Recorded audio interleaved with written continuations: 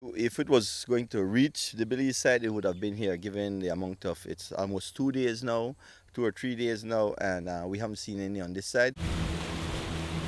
As far as our eyes are able to see, there is no visible sign of oil in the Sarstoon River on Belize's side of the tributary. We've traveled all the way up to Cadenas, just a few miles away from where the spill took place. But we don't see any remnants of the Guatemalan oil spill that happened on Sunday. We've traveled for about 3 hours by boat from Punta Gorda to Cadenas, and while we didn't observe any oil within Belizean waters, it has brought the issue of Belize's National Oil Spill Contingency Plan to the forefront, a document that, from all accounts, is still under review since 2015. An occasion like this is an opportunity for all of us to kind of, again, take stock and see where we are and ensure that the right processes are put in place and that we have those safeguards. We recognize that whatever happens in Guatemala eventually ends up in Belize. Talking about agriculture spill, we're talking about, in this case, petrol. The other issue is, when I look at it from the perspective of wearing the BNN cap and the APAMO cap, talking about mitigating disasters, I think this oil tanker issue is such a disaster, and I'm not sure if there is a plan, if it's been shelved or is actually enforceable. So it does highlight some concerns of mine, which is, where is the government of Belize regarding this issue? And if such a tanker were to overturn in Belize, what would be the implications of that in our physical environment? So it's from that perspective that I am concerned. And the concern is not just from Belizeans. Leonel Sagastume is a Guatemalan fisherman who fishes daily in the rivers affected by the oil spill. And now the spill has affected his livelihood. Like thousands of others, it was disrupted when this oil tanker overturned in the village of Arenal in the Izabal district in southern Guatemala. The tanker spilled 4,000 gallons of reported crude oil into the Gracias A Dios River, which has a waterway called Rio Chocon. That feeds directly into the Sarstoon River. There are about 7 communities in the immediate area of the spill. Residents say the impact was visible and immediate. De que aquí arriba afectó bastante, donde mero cayó la cosa esa, cayó en un nacimiento, ahí se murió pescado también.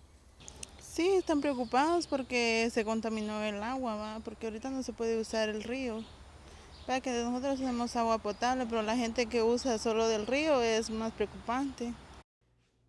Guatemalan media reported that on the day of the spill, communities in the area, primarily Arenal and surrounding villages, observed a layer of oil at least 3 centimeters thick.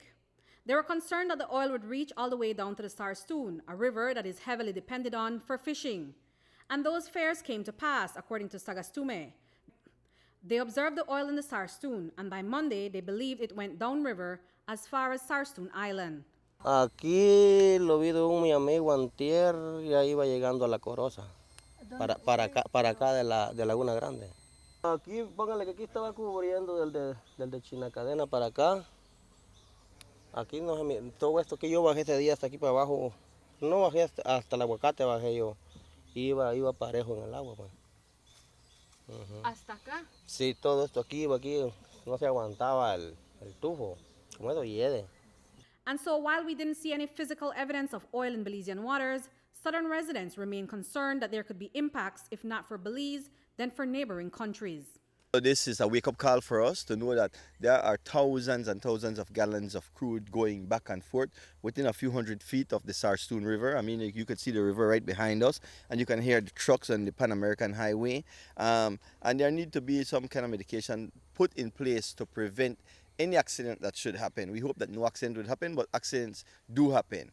The fact is that this river flows into the Gulf of Honduras. It's an amazing bird life down there. It's amazing fishery down there. And if oil should spill into those areas, it will affect thousands of people, not only on the Belize side, but also on the Guatemala and Honduras side. Guatemalans in the area say that authorities and officials of the company visited their communities and offered compensation to those whose livelihood were affected. They said that while the tanker was removed shortly after the spill, they haven't seen any effort to clean up the area and don't know if anyone will be charged for the oil spill. Reporting for News 5, I'm Andrea Polanco.